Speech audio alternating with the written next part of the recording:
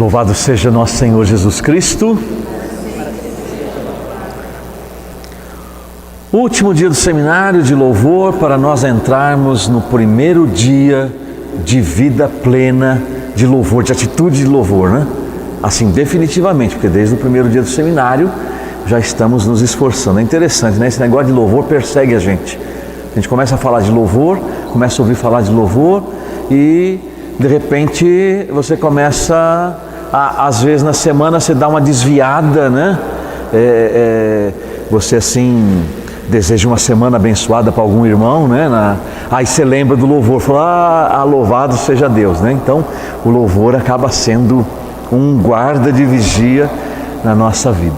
Alguém gostaria de dar algum testemunho de louvor nesta semana, ou desta semana, né? Da última. Sandra, vem.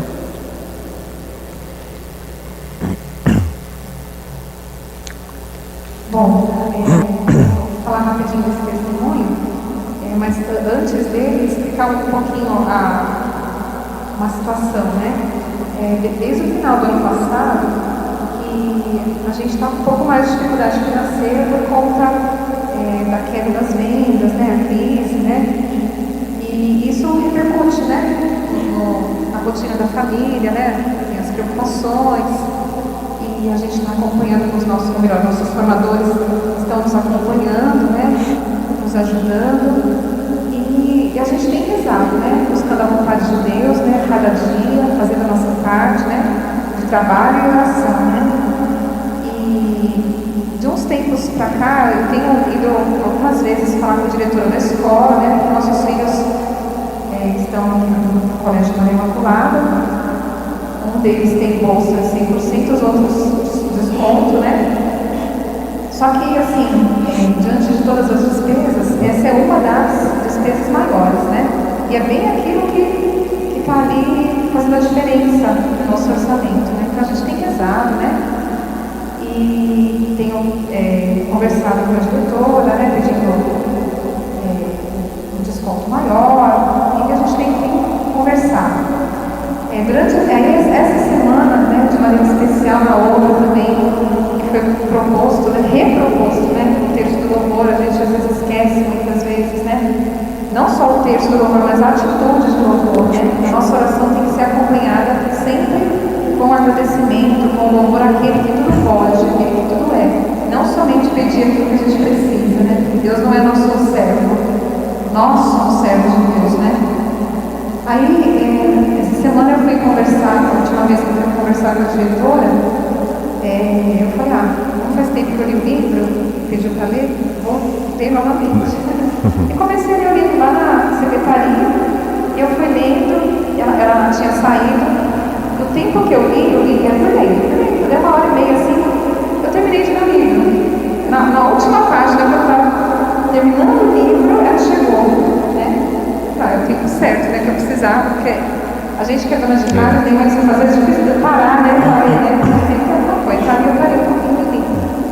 E no meu coração já foi despertando aquilo de não só pedir o que eu queria, né, porque senão a gente come esse risco de fazer no texto do louvor tudo aquilo que a gente quer e precisa, e esquece de louvar Deus pelo que Ele é, né.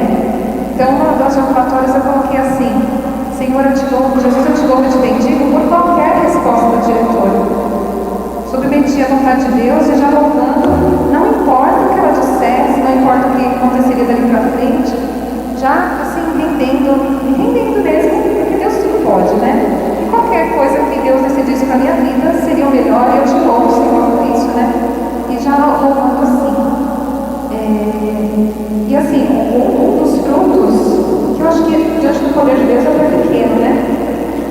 Que essa semana a assistente social da escola, ela nos ligou dando 100% de bolsa para a Regina, né? Ela tinha 50, ela deu 100, né?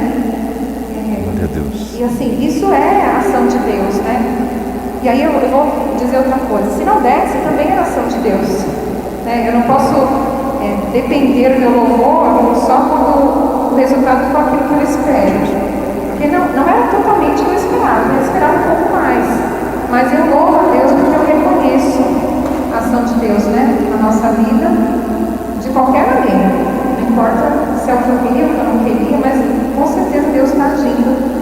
providenciando para nós. Amém. Amém.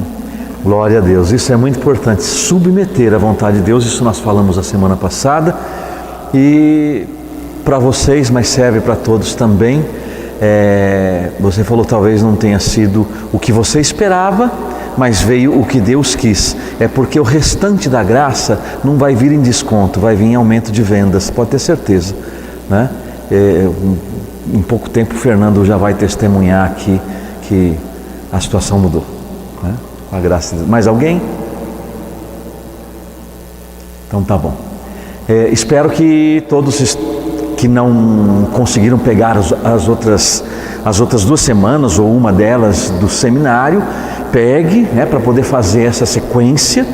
Quem está acompanhando pela internet, pelo YouTube da Comunidade Sagrada Família, atrás desse vídeo tem a 2ª e a 1ª semana do seminário de louvor, né, no Poder do Louvor, baseado no livro No Poder do Louvor, de minha autoria, Ítalo Fasanella. E aí você pode acompanhar também, como a Sandra testemunhou, fazendo a leitura do livro e buscando ter na vida aquilo que eu disse no primeiro dia do seminário, que é fundamental, uma atitude de louvor. Atitude de louvor. Hoje eu quero abordar, dentro dos temas, o tema do louvor, que é arma de vitória. O louvor é arma de vitória. Normalmente, quando a gente encontra com as pessoas, né, a gente se cumprimenta. E aí, tudo bem? Como é que vai? Tá tudo bem, estamos na luta, né, de cada dia. É muito comum, né, nós falarmos assim, as pessoas, nós estamos na luta, estamos na batalha, estou matando um leão por dia, e por aí vai, né? Enfim, nós temos esta percepção, né, a vida, as dificuldades da vida, principalmente em momentos em que há uma grande crise, essa percepção fica muito mais presente, que a vida é uma luta, que a vida é uma batalha. Ainda que em algumas áreas pudesse estar tudo muito bem, mas nós temos uma luta também permanente, que é uma luta contra o pecado, é uma luta contra o inimigo de Deus. Por isso que nós também hoje no grupo cantamos: o nosso general é Cristo, e é Ele que vence todas as batalhas. Nele nós somos mais que vencedores. Enfim, essa imagem fica para nós. A vida é uma grande batalha, é uma grande luta. São Paulo, em Efésios capítulo 6, versículo 12, ele diz assim, Efésios 6, 12, faz parte daquele trecho que é nomeado como a armadura do cristão. Pois não é contra homens de carne e sangue que temos de lutar, mas contra os principados e potestades, contra os príncipes deste mundo tenebroso, contra as forças espirituais do mal espalhadas nos ares. Com esta palavra, nós vemos que a própria palavra de Deus nos revela contra quem nós temos que lutar. E isso é importante. Quem é o meu inimigo? Então a palavra de Deus já nos revelou contra quem temos que lutar. Os principados, as potestades, as forças do mal espalhadas pelos ares. Então ela mostrou para nós quem é o inimigo que luta contra nós, que investe contra nós, é contra ele, não é contra inimigos de carne e sangue. Então não são as pessoas, não são os nossos irmãos os nossos inimigos, não. O nosso inimigo já foi revelado pela palavra de Deus. Agora, a palavra de Deus que nos mostrou contra quem nós temos que lutar, vai nos mostrar como lutar.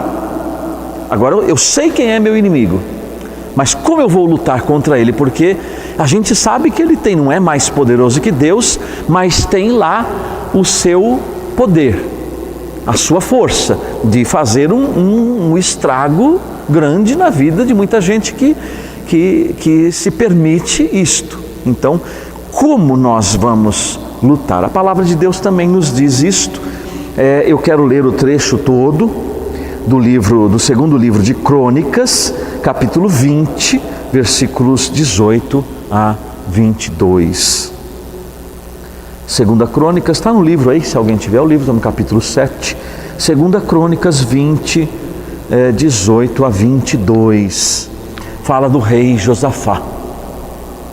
Josafá prosternou-se com o rosto por terra, e todo Judá e os habitantes de Jerusalém fizeram o mesmo em adoração diante do Senhor. Os levitas da linhagem de Caate e de Coré levantaram-se para louvar o Senhor Deus de Israel, em alta voz. No dia seguinte, de manhã, puseram-se a caminho do deserto de Tecoa. Josafá estava presente na partida deles, para lhes dizer: escutai-me, homens de Judá e de Jerusalém, ponde vossa confiança no Senhor e estareis seguros.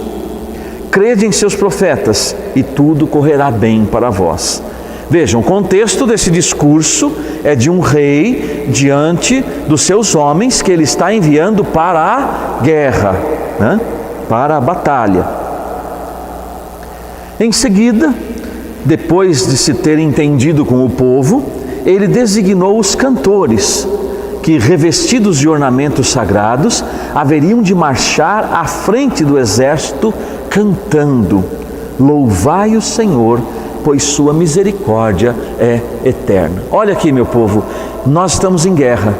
Tem um exército muito poderoso, inclusive mais poderoso do que o nosso, em número muito maior do que nós somos, e estão chegando para nos dizimar. Então, confiem em Deus, confiem nos profetas.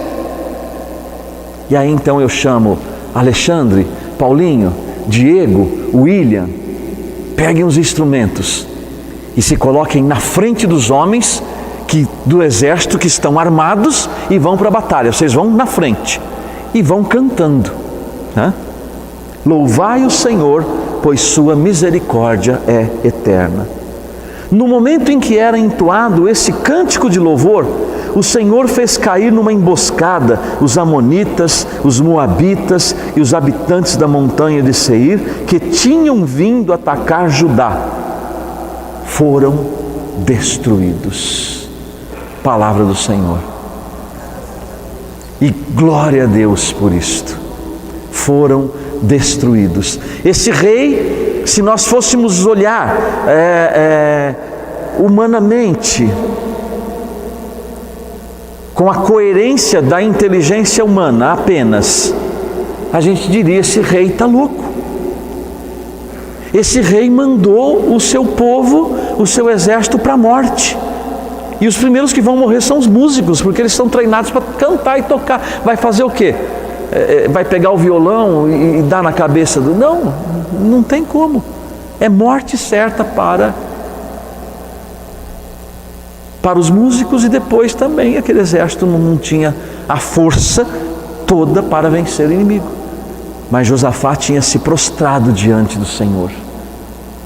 E todo o povo também se prostrou em adoração. E aí ele, movido por Deus, movido pelo Espírito, ele convoca o seu exército a confiar em Deus, a confiar no Senhor e a glorificar a Deus, e coloca os músicos. Por que coloca os músicos? Porque ele quis dizer assim, que é através do louvor. Não é que os músicos são mágicos, que os músicos têm poder. Não, quem tem poder é Deus. É que eles estavam ali prontos e preparados e com instrumentos para poder louvar a Deus. Então, o que ele fez? Ele colocou o louvor à frente do exército. Ele colocou o louvor na frente daquela batalha. E esse louvor de Deus provocou o poder de Deus. E esse poder de Deus fez com que o exército inimigo fosse vencido. É preciso ter coragem e confiança, né? Prostrar-se diante do Senhor e louvá-lo. Assim virão as vitórias em nossas vidas. Não tem outro caminho. De outro jeito, a gente vai tentar vencer, como diz o ditado, ficar dando murro na ponta de faca. Não? É confiança. Salmo 36, versículo 5 diz assim: confia ao Senhor a tua sorte, espera nele e ele agirá. Confia ao Senhor a tua sorte, o teu destino, a tua vida, as tuas coisas. Espera nele e ele agirá. É o Senhor. Então o louvor, uma das primeiras graças que o louvor faz em nossas vidas, aquilo que eu disse logo no início, aquela passagem do Catecismo da Igreja Católica, o louvor é a forma de oração que reconhece o mais imediatamente possível que Deus é Deus, e é exatamente isso que Ele acaba fazendo em nossas vidas. Ele age quando nós esperamos nele. Por isso o louvor é arma de vitória. E aí nós poderíamos seguir esse capítulo lembrando as maravilhas que Deus fez em relação à queda das muralhas de Jericó. Mas aí eu dou mais um pulo aqui e nós vamos para o outro capítulo, que é o capítulo intitulado Louvor que antecipa a graça. O louvor que antecipa a graça está no episódio da morte de Lázaro. Nós recordamos bem, né, esse contexto. Jesus era amigo de Lázaro, das irmãs Marta e Maria. Ele era um amigo muito próximo, muito íntimo daquela família.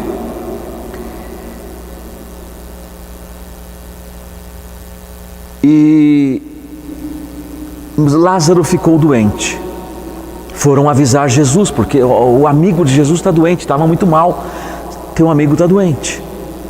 Jesus fez de conta que não... E ainda ficou onde ele estava 3, 4 dias. Depois, de repente, alguém vem dizer para Jesus: olha, o teu amigo morreu. Jesus, inclusive, chora, diz a palavra de Deus, ele chora a morte de Lázaro. E aí, então, ele vai ao encontro. As pessoas com certeza devem ter falado: mas não era o seu amigo? Foi avisado que ele estava doente, por que você não foi visitá-lo antes? E se você é quem você diz que é, você deveria ter visitá-lo e curado, assim como você curou a muitos. Eu estou fazendo aqui a leitura dos possíveis pensamentos, né, das Marias fofoqueiras em torno de Jesus, né? E quantas outras coisas nós poderíamos imaginar. E aí então Jesus resolve ir e vai, mas Lázaro já estava morto. E aí em João 11, 38, 44, tomado novamente de profunda emoção, Jesus foi ao sepulcro, né? Porque quando ele estava chegando, a irmã de Lázaro foi ao encontro de Jesus e disse: Senhor, se o Senhor estivesse antes aqui, o meu irmão não teria morrido. Como se Jesus chegasse atrasado. E ele disse para ela: eu não te disse, se tu creres verás a glória de Deus? Onde o puseram? Está lá, Senhor, morto há 4 dias. Inclusive era o tempo necessário nas leis judaicas para comprovar a morte da pessoa. Precisava de 4 dias. Então esses 4 dias não foi ao acaso. Jesus deixou passar os 4 dias para que, pela lei judaica, atestadamente o morto estava morto, né? Onde puseram? Está lá, mas Senhor, já 4 dias está lá, já cheira mal. Já cheira mal. Tomado novamente de profunda emoção, Jesus foi ao sepulcro. Era uma gruta coberta por uma pedra. Jesus ordenou: tirai a pedra. Mas a Marta, irmã do morto, diz assim: Senhor, já cheira mal, pois há 4 dias que ele está aí. Levantando Jesus os olhos ao alto, disse: Pai, rendo-te graças, porque sempre me ouviste. Ele não tinha feito nada, apenas disse: tirai a pedra, e fez o seu louvor: Pai, rendo-te graças, porque sei que sempre me ouvistes. Eu bem sei que sempre me ouves, mas falo assim por causa do povo que está em roda, para que creiam que tu me enviaste. Depois dessas palavras, exclamou em alta voz: Lázaro, vem para fora. E o morto saiu, tendo os pés e as mãos ligados com faixas, o rosto coberto com sudário. Enfim, imagina aquela múmia saindo amarrado, né, do sepulcro, uma cena de filme de terror, né? E Lázaro sai. Ordenou então Jesus: desligai-o e deixai-o ir. Pronto, está resolvido. Jesus, Ele não chega atrasado às nossas necessidades. Ainda que estejamos mortos, Ele não chega atrasado. Mas Ele nos ensina a confiança no Pai. Lázaro morto, Pai, eu rendo graças, porque sei que sempre me ouves. Confiança, confiança. Por isso que a gente é um pouco maluco isso, né? Porque a sabedoria de Deus é loucura para os homens, né? Quem é que agradece antes de receber a graça?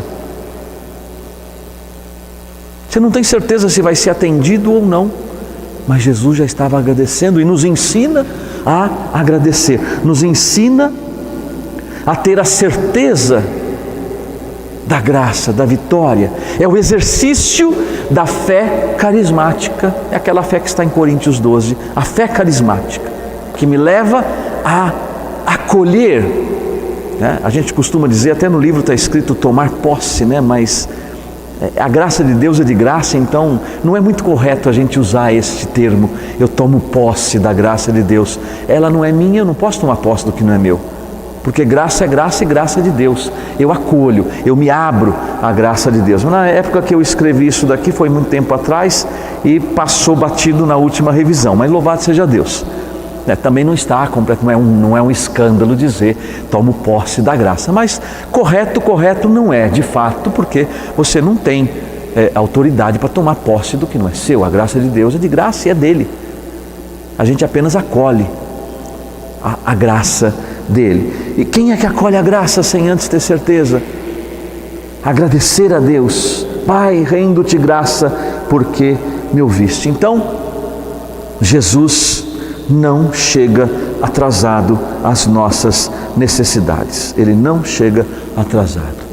Faça a experiência. Faça a experiência do louvor. E eu desafio, como sempre desafiei, em todos os seminários de louvor, para você que está aqui e para você que está ouvindo na internet. Se você fizer a experiência de louvor, a experiência do terço de louvor, e nada acontecer na sua vida, você me manda um e-mail, você me fala o que eu vou fazer. Eu vou rasgar o meu livro e vou jogar todo o estoque da editora no lixo. E não vou publicar mais, não publicaremos mais. Se você fizer a experiência e nada acontecer. Isso é um compromisso público. Nunca mais vocês vão me ouvir falar de no poder do louvor. Está aqui. Faça a experiência, eu desafio você a fazer essa experiência para ver se Deus chega atrasado na sua vida ou não. Com toda, obviamente, com tudo aquilo que a gente falou no contexto desse seminário. Aquilo que a Sandra testemunhou hoje, que é importantíssimo. Eu me submeto à vontade de Deus. Pai, seja feita a tua vontade, não a minha. Se a gente for usar o terço de louvor ou o louvor para chantagear a Deus, aí não vai funcionar mesmo. Aí não funciona mesmo. Bem, o louvor que é uma fornalha ardente de louvor. Está lá no livro de Daniel, capítulo 3, alguns trechos, né? Tem vários versículos que eu vou pegando, vou pulando, mas eu vou ler o contexto todo, que é importante, porque nós ouvimos da fonte, que é a palavra de Deus. aquele contexto no livro de Daniel, que aqueles jovens não quiseram obedecer ao rei para adorar aos deuses, era o rei Nabucodonosor, e se recusaram porque eles adoravam o Deus verdadeiro. Então eles foram condenados. Vejam aqui. Então a fúria do rei Nabucodonosor desencadeou-se contra Sidraque, Misaque e Abidênago. As mulheres que estão grávidas, está aqui, ó, boas opções de nomes para as suas crianças, né? Misaque, Sidraque e Abidênago, olha ali, né? Ou fica com Daniel mesmo, que é melhor, né? Os traços de seu rosto alteraram-se e ele elevou a voz para ordenar que se aquecesse a fornalha já era ardente 7 vezes mais que de costume. Depois deu ordem aos soldados mais vigorosos da sua tropa para amarrar Sidraque, Misaque e Abidênago e jogá-los na fornalha ardente. Esses homens foram então imediatamente amarrados com suas túnicas, vestes, mantos e suas outras roupas e jogados na fornalha. Não é porque eles cometeram um crime, é porque eles não quiseram negar a Deus. Eles não negaram a Deus por causa do seu amor a Deus. Nós adoramos o nosso único Deus, o Deus vivo, a quem amamos e a quem servimos. Mas olha só, né, o que Deus faz. Mas os homens que por ordem urgente do rei tinham superaquecido a fornalha e lá jogaram Sidraque, Misaque e Abidênago, foram mortos pelas chamas. Os que jogaram eles morreram queimados, no momento em que eram precipitados os 3 jovens amarrados. Ora, estes passeavam dentro das chamas. De que maneira que eles passeavam dentro das chamas? Louvando e bendizendo a Deus, ao Senhor. Azarias, em pé, bem no meio do fogo, fez a seguinte oração: sede bendito e louvado, Senhor, Deus de nossos pais, que vosso nome seja glorioso pelos séculos. E aí tem, eu não coloquei tudo aqui, um longo louvor belíssimo, um dos mais bonitos na Sagrada Escritura, no livro de Daniel, um maravilhoso louvor a Deus. Lembrando que este hino de louvor foi cantado, foi rezado no meio das chamas de uma fornalha que já era ardente e foi aquecida 7 vezes mais. Enquanto isso, os homens do rei que os haviam jogado, não cessavam de alimentar a fornalha com betume, estopa, resina e lenha seca. Na nossa vida muitas vezes é assim, você está passando por um momento difícil e está cheio de gente, não para te tirar de lá, mas está jogando mais lenha no fogo. Nós estamos cercados de gente assim, não para te tirar do fogo, mas para te ver queimar mesmo, né? Então as chamas, subindo a 49 côvados acima da fornalha, ultrapassaram a grade e queimaram os caldeus que se achavam perto. Os curiosos morreram queimados. Os que estavam lá, tudo de curioso, né? Se fosse hoje fazendo selfie, né? Com os 3 lá pegando fogo, né? Esses curiosos foram queimados. Mas o anjo do Senhor havia descido com Azarias e seus companheiros à fornalha e afastava o fogo. Fez do centro da fogueira como um lugar onde soprasse uma brisa matinal. O fogo nem mesmo os tocava e não lhes causou nem dano nem mal. É o que Deus faz. O anjo do Senhor veio, afastou o fogo e soprava como uma brisa matinal. Para quem confia em Deus, não faz diferença você, numa manhã bela, caminhar no meio de um jardim, com um clima gostoso, ou estar caminhando nas chamas da morte. Se o Senhor está com você, não tem diferença nenhuma entre a chama e uma brisa matinal.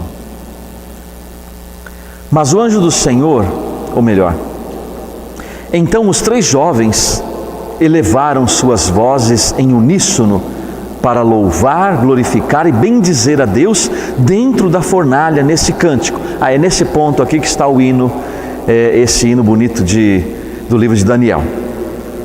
Nabucodonosor, admirado, levantou-se precipitadamente, dizendo aos seus conselheiros: não foram 3 homens amarrados que nós jogamos no fogo? Pois bem, replicou o rei, agora eu estou vendo 4 homens soltos que passeiam impunemente no meio do fogo. O 4º tem a aparência de um filho dos deuses. Aquele rei ficou admiradíssimo. Nós jogamos 3 homens amarrados na fornalha, que eram para ser queimados vivos assim, quase que num instante, de tão quente que aquilo estava. E agora eu vejo 4 e ainda soltos e estão passeando no meio do fogo. O que está acontecendo? E aquele 4º que apareceu ali tem uma aparência de filho dos deuses. Quando a palavra de Deus diz, o anjo do Senhor veio, e muitas vezes a palavra de Deus, quando tem essa terminologia dos anjos, sobretudo no Antigo Testamento, o anjo do Senhor estava com eles, muitas vezes é um anjo mesmo, um anjo enviado por Deus, como nós temos relatos do anjo Rafael, do anjo Gabriel, do anjo Miguel. Mas muitas vezes o termo anjo do Senhor significa o próprio Senhor. Então, quando nós estamos em situações difíceis e nós temos a atitude de louvar a Deus, de glorificar a Deus, Ele manda os seus anjos, ou então é a presença dEle mesmo, Ele se faz presente naquela situação. Por isso que o 4º tinha, no dizer do rei, a aparência de um filho dos deuses. O louvor nos leva a passear no meio das chamas.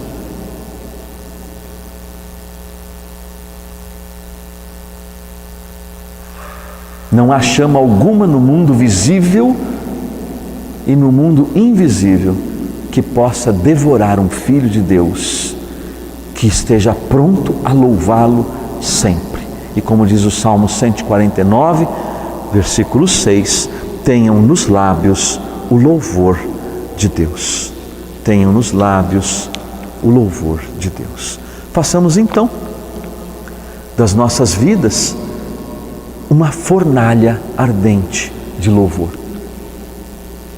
Se tem um fogo de um lado que quer nos devorar, nós vamos combater esse fogo com outro fogo, o fogo do louvor, que nós vimos na primeira semana, que o louvor é uma forma de oração e que toda oração autêntica, ela é necessariamente movida pelo Espírito Santo. Sem o Espírito Santo a gente não reza um e não diz um amém. Então, se é o Espírito que nos move a rezar, é o fogo do Espírito que deve nos incendiar. Sejamos então tochas vivas de louvor. Nós começamos o nosso seminário com Maria e nós encerramos o nosso seminário com Maria, o nosso louvor com Maria. O Cântico dos Cânticos diz assim: quem é esta que surge como aurora, bela como a lua, brilhante como o sol, temível como exército em ordem de batalha? Nós sabemos que é Maria, aquela que tinha nos lábios, no coração e na mente o louvor de Deus. Salmo 145, louva, ó minha alma, ao Senhor. Louvarei ao Senhor por toda a vida, salmodiarei ao meu Deus enquanto eu existir. E eu convido você agora a fazer este louvor de Maria, para nós encerrarmos proclamando com o nosso coração, a nossa mente e os nossos lábios o mesmo louvor de Maria, que é o Magnificat. Nós, hoje, quem vai acompanhar pela internet é outra data, mas hoje, que está sendo gravado esse vídeo, é 12 de maio de 2018, véspera do dia 13 de maio, dia de Nossa Senhora de Fátima. Então, um belíssimo dia mariano. E esse ano, com a feliz coincidência de ser o Dia das Mães, né? E nós sabemos também, todos nós que somos devotos de Santa Teresinha, não esquecemos isso, né?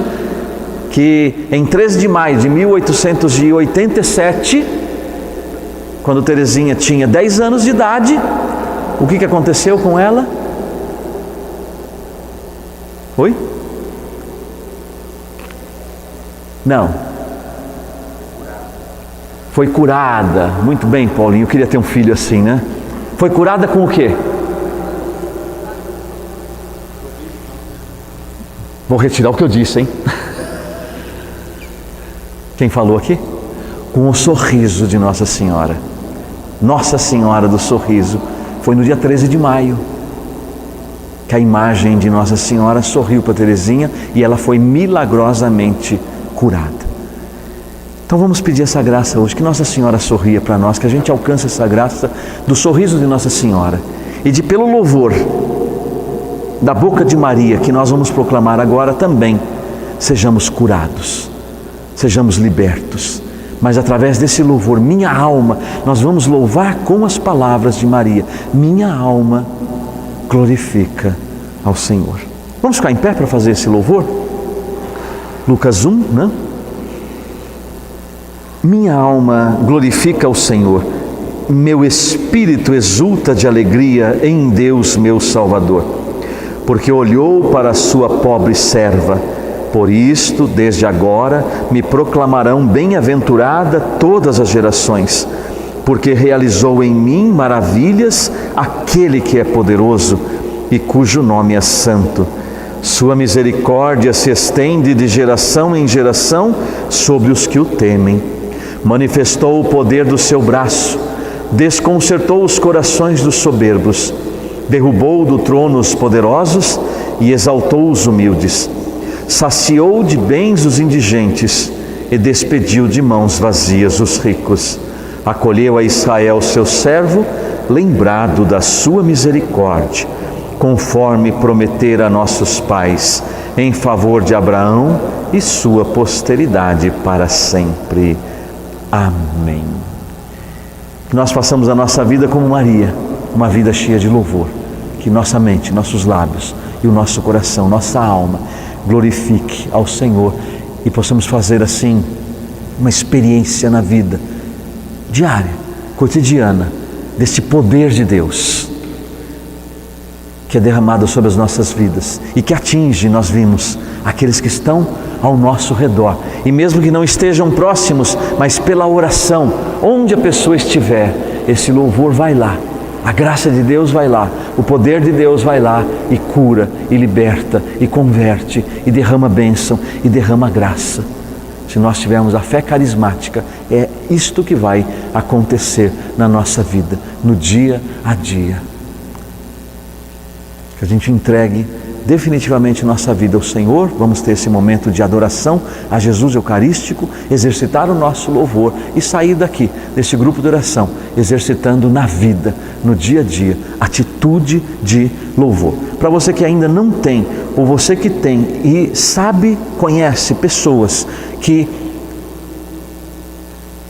o poder do louvor vai fazer muito bem na sua vida, você pode adquirir nas livrarias da comunidade, nas livrarias católicas, ou através de um pedido, fazendo um pedido por e-mail da nossa editora, porque esse livro é uma coedição das editoras Sagrada Família e Edições Loyola. Então você pode escrever para editora@sagradafamilia.net.br, editora@sagradafamilia.net.br, e fazer o seu pedido do livro No Poder do Louvor, e com certeza muitas pessoas receberão a bênção e a graça de Deus. Lembrando que desta forma também é uma das formas que você tem de ajudar a comunidade Sagrada Família, sendo um canal, um instrumento da providência divina para que essa obra se mantenha e continue sendo fiel à sua missão, que é evangelizar e resgatar a família.